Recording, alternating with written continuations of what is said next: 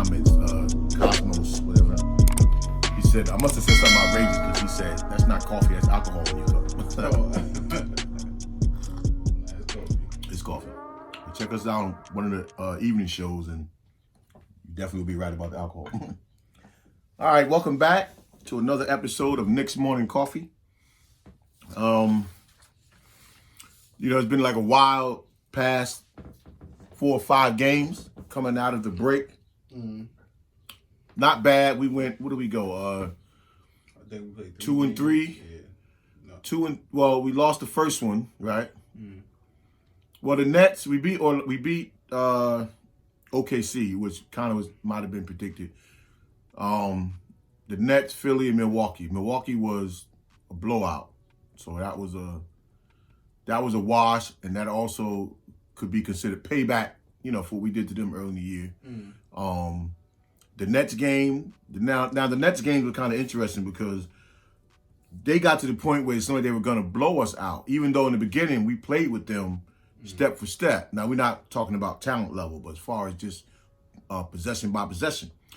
And the interesting part to me with that one is that when it came down to, the end of the game, and when Randall was so upset, now Randall had a good game, although it started out slow to a degree. But I think Randall probably got a little bit confused that it's still a star-driven league. Mm. And then, remember, they gave us the jump ball. I think it was Barrett and somebody who tied somebody up. Mm. And they called a foul. And then Tibbs reviewed it, had it reviewed, and then we got the ball back, which put us in position for that last shot that Randall, because I thought Randall maybe should have had the presence in mind when he knew Kyrie hit it, to let the ball drop. And then that's just like a street ball thing. Let it hit the ground. Now, maybe the NBA, you don't have to let it hit the ground because they actually called a walk on Randall. They didn't even necessarily call that. But I think he could have just let the ball drop and then gather himself. But I also seen in that sequence before that, the one that bounced off to Barrett, the play right before that, when Barrett missed that little 8-footer, that when Randall took his man in, there was people on the perimeter. Mm. There was Quigley, Burt, and Bullock, all along the side of the perimeter. Randall could have used that situation when he got down there and had nowhere to go to swing it. Because he overlooked somebody. I think it was like Quigley. Well, that one, all three of them were in a row by themselves. So Quigley was there, but then he threw it to like R.J. Barrett in the corner. No, he got it blocked. Like, oh no, it was R.J. Barrett in the corner. I was like, why did he throw it to him in the corner? That was the one in the corner. That one was he went in. I think he got it blocked, and it came to R.J. That's how R.J. hit the shot to like 8-footer, and it bounced out. When you had the other 3 guys along the perimeter, that maybe the good hockey assist between the 3 of them with the 5 seconds or so to go, you could have maybe swung yourself into a good shot. And really, in that situation, when Randall don't got it going, and those guys, I'm not gonna say they was all hot, but they was hitting their shots. For us at that point, that's when a 3-pointer becomes a better percentage shot. And then you're on the road, so take the 3 and go home, and get out of there. But I mean, no fault to. I mean, they battled back. They it just that was probably the only moral victory that I think I actually took from them this year. Because even without KD, they're a lethal team. So, to battle them that way, and then the Philly one. Again, some things down the stretch. We came back with a couple of things down the stretch, but the game was winnable. So they showed that they could belong. A lot of free throws, like all them free throws misheard. Yeah, but I see the teaching moment for me. Yeah, that hurt us in a lot of those games. But the teaching moment for me is like now that you belong. So for our guys, our main guys, every possession matters. So take care of that ball even in the beginning of the game. When you're being laid back with it. No, take every possession because it's going to come back in the end of the game. And that's what it seems like it's doing. It's going to come back to bite us in the butt. And it's funny because just to get it going for those 2 losses, I know somebody said in the comments, oh, y'all must not like Randall, do y'all? It's not that I don't like him. It's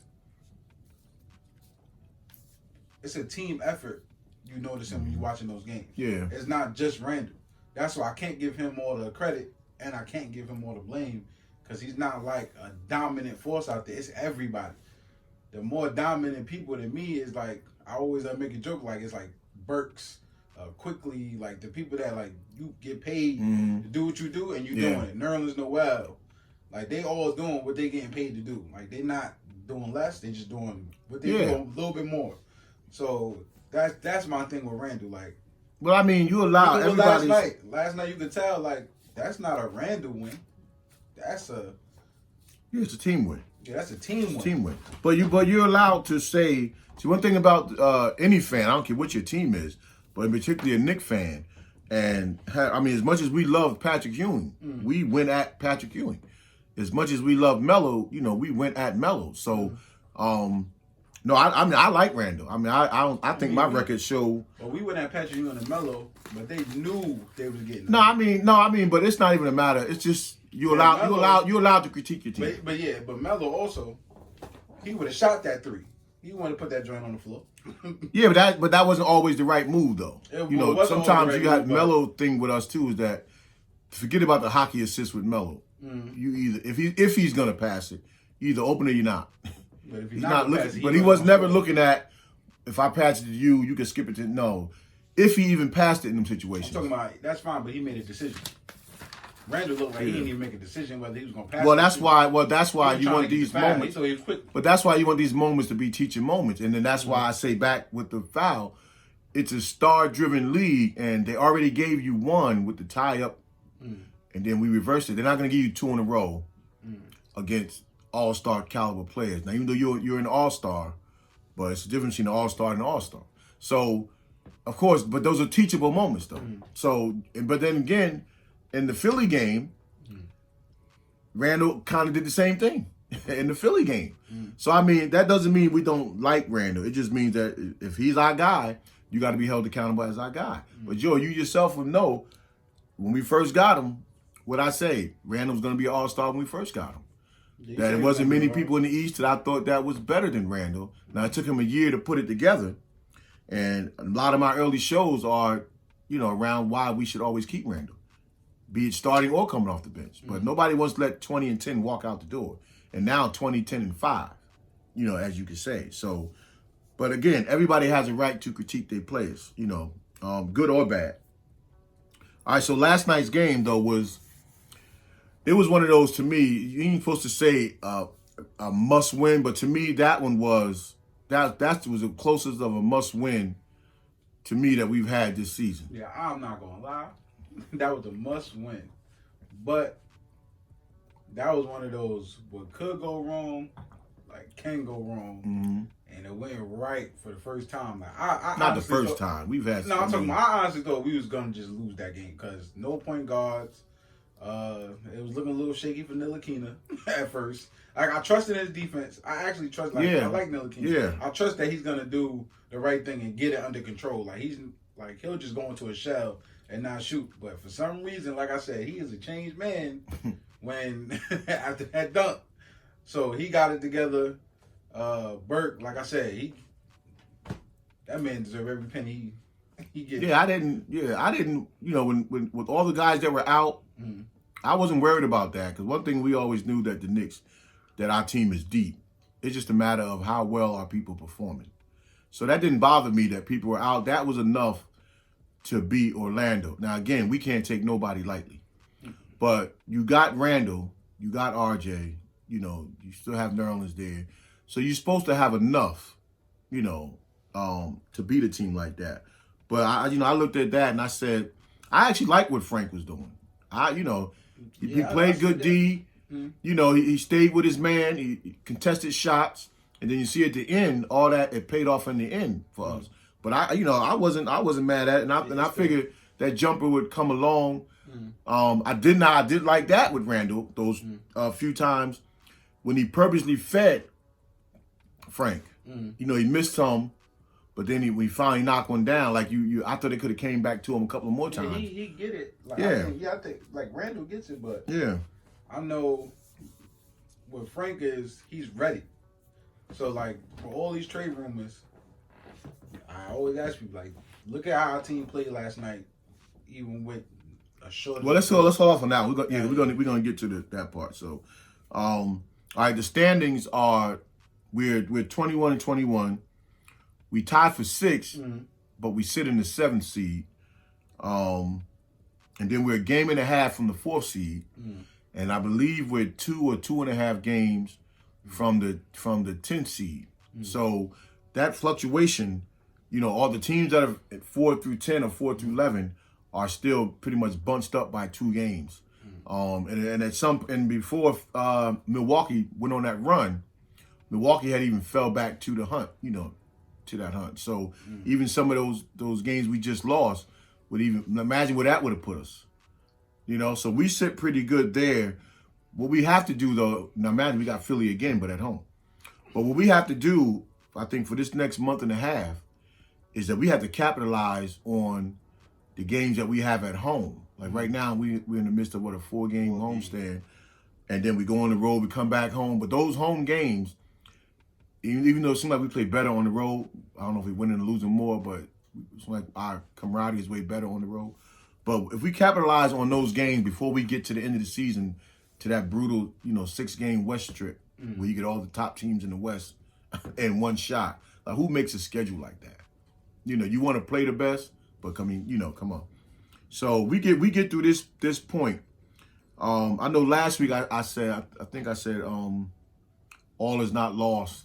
Somebody had called me on the phone and asked me when I said something to put down the Knicks. And they said, how are you going to say all is not lost and then put down? Because, again, with inside the game, the big picture, it's not lost. But inside the games within the game, those are the things that we have to manage. When Burt got it going, the past couple of games, Bullock got it going. He needs to hit the key shots, but he's hitting good shots to keep us in games. We got to play with that. Like, Obi is not, Obi's lost. Everybody knows that. So put him in some pick and rolls to the basket. Like, put him in a comfortable situation. So we could fix some things within our own environment and take care of it. Right, all is not lost. Yeah, but I think Obi just need a summer to work out. He needs a week stint in the G League. He needs about a week in the G League just to dominate. Just to go down there and dominate, get your footing together, because the game is moving too quick for him. And then come back, even if you don't score big in there, just to see the game again, because it's right there for him. And hey, we got to take advantage of it. Because look at Gordon last night. He didn't do nothing, but you leave that lane open. And what hurt him too is I noticed Quickly was more of a pass first. Now Quickly's more of a hybrid. Like he looks for a shot, but then he'll pass it to the open man. So I think that hurt. What's the name of the Obi Toppin a little bit, because Obi was actually looking for Obi. But so was Rose. But I'm talking about throwing the alley. But even before Rose, remember when Quickly came back, he was overly passing. Then they was like, nah, shoot it and do your thing, do your floater. So now that Quickly's looking for the floater, he's looking for his 3. That hurts. But the more movement, the more movement though in Obi, the more movement, the better you're gonna be. I just don't want Obi to fall into a little joke. But remember when Knox was like, "Yeah, I'm gonna show this young boy the ropes," but I hope that don't hurt him, because Knox ain't even figure it out. Knox look like he want to do more. Obi looks like he wants to grab the rebound, fly down court, make plays happen. Well, Obi got to capitalize on it. Remember that dunk the other game? He all the way to the lane, and he didn't know if he wanted to dunk it or lay it up. So, and then Knox probably mean too is that show him the ropes, as a professional, how to be a professional, because Knox is he does act like a professional. No, I'm not saying that. But what I'm saying is, I know what you're saying. Play when he ain't even playing. They want to do more, but they just but the pecking order also they just can't. That got to be a decision too with the bench, because the coaches on the bench, it's just the pecking order. Randall's going to get 50% or more of the shots, and not just really of the shots, but of the handling the ball. Then you got RJ, and then you got Bullock and Burke, and then you have of course Quigley and Rose. So it's only going to be so much until they put that in their game plan for guys like Knox and Obi to be around the ball, because the pecking order is just too long. And the Knicks are, and it showed last night that we are deep. Like we were out four of our regular rotation players. Not to mention, he ain't playing anyway, Rivers. But the other four are regular heavy minute players. 20 or better. Excuse me. So that just shows how deep the Knicks can be. And then, okay, so this is my question then. Then we can get back to what you was talking about. All right, the question for today is for me. Is help on the way, and then do we need it? So how important is the trade deadline? What you got? So I honestly think this is the first L we're gonna take. I don't think help is on the way. Unless if they pull something out, this is gonna be a flawless year. But I think this is gonna be the first actual L we're gonna take on just maneuvering people. This is gonna be the first one. So I think we should just wait. All right, yeah, because I'm looking at. See, I'm torn a little bit, because two things is, one, the team we got, like they talk about a marginal move like J.J. Redick, but if you take J.J. Redick, you got to give up somebody else in that cluster, but it wouldn't be much, right? So let me apologize to you real quick before you go any further. Reggie Bullock put on. Night. Thank you. He stepped up. Thank you. I'm going to take a bow. I'm going to drink to that. I'm going to keep the same energy like I do everybody else. Maybe he just need what you say to be a part of the play. Yeah. It looks like they made him a part of the play, and they actually... See, this is big, y'all, because he hard on look for them. So, and then he showed that he will pull it, and he will shoot it in your face. So they need to just put that in the rotation all the time. Well, but that's the thing of... if you got him now, you ain't got to go look for no JJ. No, but that's... I mean, you already got him. But see, that's the thing with Bullock. Bullock came here as a 3-and-D guy, but a deadly shooter. Again, remember, the Lakers didn't want to let him go. A deadly shooter and a guy that could lock you up. But, see, when guys come to the Knicks, like people always say, people come to the Knicks, they lose their game. We have to emphasize what your game is, and nurture that. See, that's one thing that we just don't do. Melo came here, Mari, they came here and they succeeded, in the beginning, because they had that type of an attitude, and almost for them, it was nowhere else. It was like nowhere else to go. Like at the point, like this is it. So the city embraced you, the players on the team embraced you, but for all the other guys, we don't nurture them the right way. Like, what Bullock is, right? Burke, you don't have to run plays for. He has that kind of synergy that the ball finds you. The ball finds people like Burke. You need those guys on your team. But a guy like Bullock is supposed to be a specialist. Yeah, no. Burke looked like he's straight out of the he's really with his. But every team got one, though. Every team, that's why. But we finally got one. I don't think RJ Barrett's kind of turning into that. No, RJ has to be more than that. Yeah, but he's just balling. See, now, I'm not going to put that much pressure on RJ because a lot of these people now looking at Zach LaVine and even Victor Oladipo and Paul George, and sometimes it just takes, I think I was saying this to my friends last night, sometimes it might take for you to get hurt or somebody to get hurt, not that person, for you to have to step up and do more, because I could see that look on his face again. That look he had last year, like, yeah, this is not enough. It looked like he's trying to do more. Well, you see him wave. He waved off. And he was the way he waved off Randall. Like, Randall was like really like calling for the ball, and he waved him off, and then he ended up taking. For me, it might have been like a bad shot, but the confidence to know to do that. Yeah, he's not taking. Tell you the mentality. The mentality is there. It's just putting the game together. But as far as going back to Bullock. If Bullock could be, and even that, Bullock started to get more consistent, because the clutch shot is the one that Riddick would hit. Like that one, remember the clutch one he hit last night, Bullock missed it. Now that one, and that would, I think, would have put us up 4 at that particular point. So you need that timely shot. Defense, you got to hit, but he spaced the floor. He kept the defense honest. Yeah, and he played good defense. So yeah, but see, that's all we can really ask for somebody that had to play all game long, that really didn't play and really didn't get no plays ran for him. That was pretty good. Well, they did look for him. I don't know if that was coaching. I don't know if that was just the team saying like, "Oh, we just need more shooting." No, that was Bullock. Him. Yeah, I don't know because who that was. Look what he's starting to do the past couple of games. He's not like, because you all know when you're playing basketball, the person that's guarding you on the perimeter, they're guarding you, but they're not really guarding you. Mm. So in earlier, Bullock was he was passing it.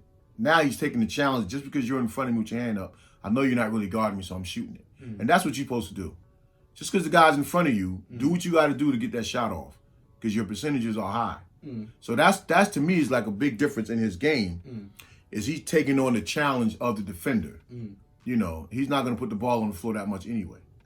So you do what you got to do to get the shot up in the air. Remember Clay, about 4 or 5 years ago, he had about 40, 50 points and didn't even take a dribble in the game. Everything was catch and shoot, head fakes, and you know what I'm saying, and let it go, because I know you're not really guarding me. You're just acting like you're guarding me. So, you know, so do we need to make any kind of a move? The big move part that I'm torn on, I wouldn't mind a nice player. I don't want to give up too much of our core. But I also want to recognize that, now I'm not saying this, I want to make a trade, but we're right there. Like this year, there's no clear-cut winner. There's going to be, of course, some teams, LA, the two LA teams, because they're going to figure it out. The Clippers are going to figure it out. And then, you know, as much as you don't want to say it, make you cringe, yeah, if you count the Nets out, then... No, I'm not even going to cringe no more, because I do like KD, so I'm not even going to cringe no more. Well, they're going to be there. Let's face it. Unless they self-destruct, which they can, because you see that they can, when they start that your turn, my turn, they can self-destruct, but again, they're going to be there. So that means that the opportunity to do some damage is there with a right move or one of our guys that step up, because we have guys that can go to another level. Again, like we say, things that Bullock can do. RJ, only thing RJ can probably really do right now is maybe be a little bit more consistent, because, but that can help. Burke is doing what he's doing. Quigley is doing what he's doing.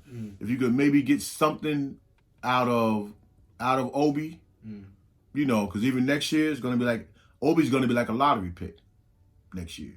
So all is not lost there either.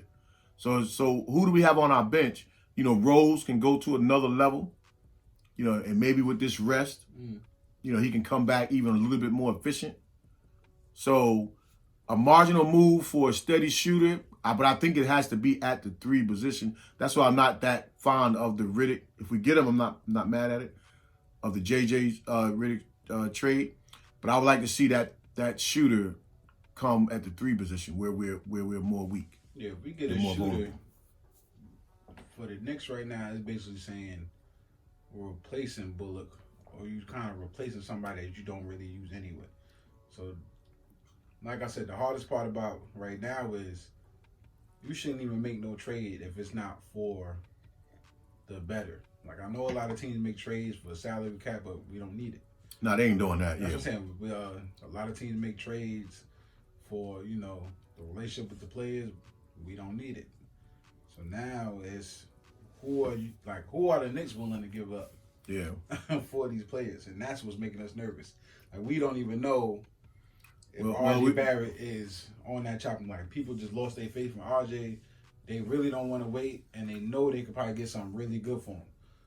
You know what I mean? Knox, you know you could probably get something decent if you throw him in there too. Like with our young core, like, you know you're not giving up quickly.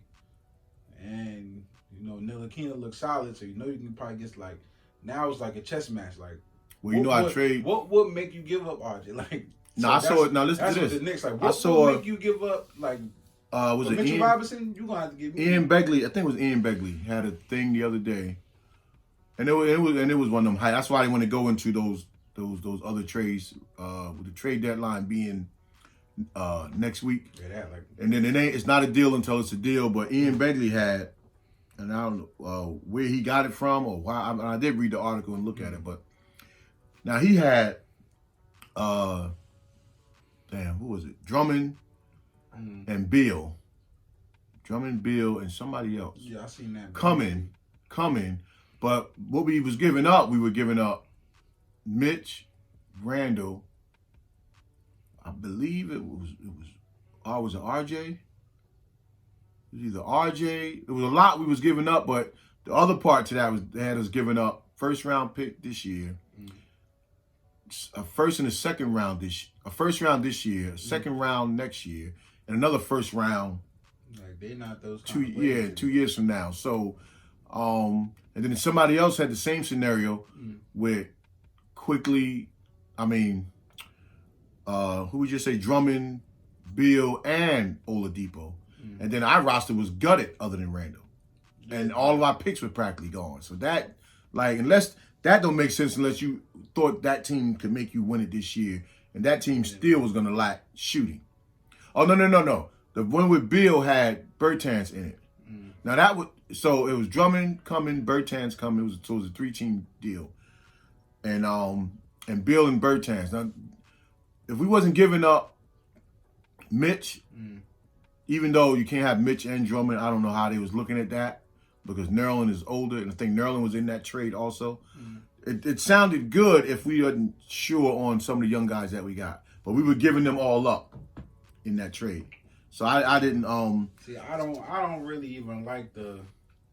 And here's another thing, but like you said, we're deep, so I don't even really like just having 4 good players, and then your bench is like people that really don't get no playing time, or if they do get playing time, they just not that good.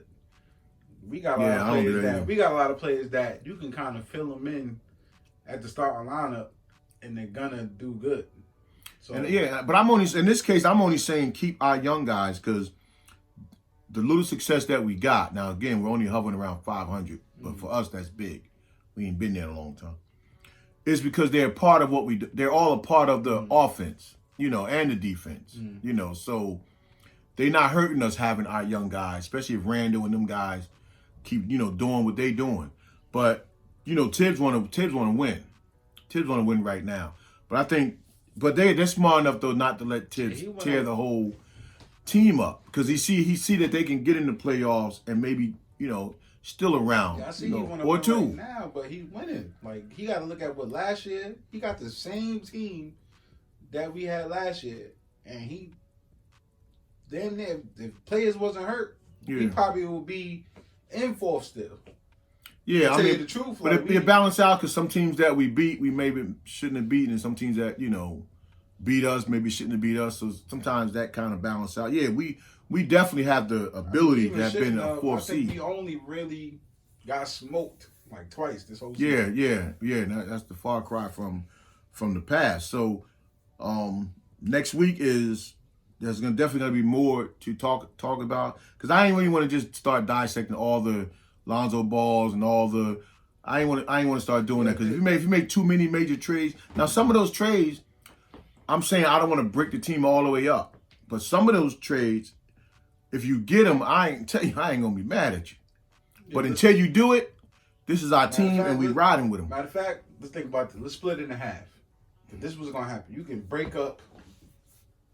I'm split it in 3. You can break up the guards and go get one of those big guards. Or, shooters and try to package off like that. Or you're going to break up these big men. Either way, somebody's not going to be here if they get a trade. That's all I'm saying. So if they don't do it if they're not looking at it as, we like these players like how we like them, and we just going to add to them and not go crazy, they breaking up, somebody's not going to be here. Well, not necessarily true. Because check this out now. There's going to be a whole lot of buyouts in the next coming days. So they may grab somebody off, a minimum salary off the buyout. The big man that was getting the buyout, that they said they actually, that's the only one. Well, JaVale McGee says he don't want no buyout. They're going to buy out, if they don't trade him, they're going to buy out Drummond. Yeah, Drummond. There's a few big guys, there's a few people going to get bought out once they know that, they can't make a deal. So they may get a player. I seen that first day was like looked like the Knicks wasn't going hard for Drummond, and then I seen something that was like, no, they actually like, yo, you get broke, you coming over here, and then Drummond's like, I think he want to go to LA or something. Well, if he want to win, then he go to one of the LA teams. I mean, let's be real. But again, he's a hometown guy. Who knows? I'm fine with just bringing in a 3-point shooter at the 3 position, a consistent guy. I'm fine with that, just because that could be enough to get you. And I don't just want to get in the playoffs. I like to at least be in that 6th seed, and then see where we lie, and then the following year make the moves. Now, what could end up happening too is that a lot of guys get locked up in long-term deals this year. Now that I think about it, we get Drummond. Hard to say. If we did get Drummond, yeah, I wish somebody was actually watching the show. That's how it was. We hard to beat. Because Drummond ain't no slouch. Yeah, but he's not a go-to guy, though. He's not a go-to guy, but he's an asset. If he's up there with Randall and the way they playing, a lot of the pressure comes off of him. A lot of these teams that's really good, besides the Nets, they just got a lot of big men. I wasn't scared of the Sixers. Now you put Embiid back on there, and it made me a little worried. Yeah, but see, for me, when what's name is there, I'm not scared of Embiid when Mitch is there. You know, of course, you know Mitch has proven, even though he got beat bad by him this year, he proven that he could stay with. I'm not scared of Embiid, but then and make him work. Embiid actually put in that work. You know, Mitch he might go in foul trouble. So then now you got to work with Nerlens Noel, and now you know he's going for that block shot. He's not going to just put his hands up. You know, now he might have to come out. And then you add one more big man like that veteran, like that, be hard to beat. Because now nobody's just not going to come in the paint at all. Well, I don't think they're going to get, if you get Drummond. Matter of fact, at this point. You're starting him. He's not going to. But that's what I'm saying. Matter of fact, you get Drummond. Where J.L. Smith at? You want to shoot her? Put his crazy behind back on the Knicks. Hey, look, I'll take at this point. If J.L. can play the 3, and that's, but you know, I ain't looking for no more ball handler. I'm looking for a guy that, I mean, it's nice if they can handle the ball. But just a guy that can come in and knock down shots, and let's see in the playoffs where we go. But again, there's a whole lot of scenarios, you know, that could be made. Last week, call me, my dumb shot. Come on. Where you got it from? So who they gonna call? All right, just a couple of comments from last week. Brian F. If we pick up a playmaking point guard, the whole team will be better. And then that's also said that sounds like that y'all don't like Randall. But yeah, I mean, a playmaking point guard, we need one. It's just who you gonna give up? And because a guard, a playmaking point guard will help everybody. It will help everybody else. We know that. So, Derek is a scoring guard. Quigley is a scoring guard. Peyton was supposed to be the pass first guard, but he pick and chooses when he wanna do that. Yeah, but yeah, that would make life easier. It's just a matter of who we gonna give up. Randall first. Yeah. And Brian Williford, see, what will it take to get a lineup of Ball, Barrett, Jeremy Grant, Randall, and Mitch? That's funny. I didn't want Grant in the beginning of the season only because I thought it was other people they could have pursued. And now that Grant would be a blessing. You know, but what would it take? It might not take much to get Grant because Detroit is going to be sellers. The Ball is the thing. So if you get Ball, now you're really giving up stuff, and they're not just going to want players, they're going to want picks. So, but that's an interesting lineup for us. And then, of course, our man Andy K. Don't know how we got so lucky. Our expectations have risen because of the great start. And yeah, nobody thought the Knicks could really be where they are, but once it starts, once the ball starts rolling downhill, you got to get on and get a ride. Yeah, we expected more out of this team. I know some of the MSG scouts. They be watching the show. They be hearing our frustration. Yeah, but he also says that his gut feeling tells him that this is the beard man's year, even though he don't like the Nets. And yeah, Andy, you definitely right about that because, I mean, the way Harden is playing, they're gonna be hard to beat. They're gonna be hard for the Lakers to beat. The only thing the Lakers got on their side is experience, being there last year. But this is gonna be a tough one. The Nets gonna be a real tough out if they make it to the championship. I'm not even counting on the bid. I know Kyrie gonna do his thing and Durant gonna do his thing. Yeah, I mean, again, all they can really do is self-destruct. For what? And they are capable of self-destructing. Yeah, So, Harden gets lost in the playoffs. Yeah. He can't play the same because now the defense is for real. So when the defense level go up, he doesn't really, his game doesn't stay the same or go up. Now Durant goes up. Kyrie's, it's the same. All you want to say if it goes up. All right. So we Knicks, we trended in the right direction. I mean, a good sign. Last night, Randall with the big assist total. Get it up into the teens. I think the first Knick, they said, in however years to have 3 triple doubles in the season.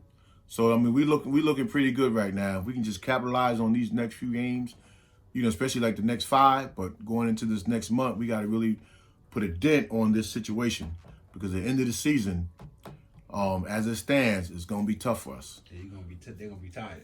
All right. So, of course, please like, comment, subscribe, and see you next time. Peace.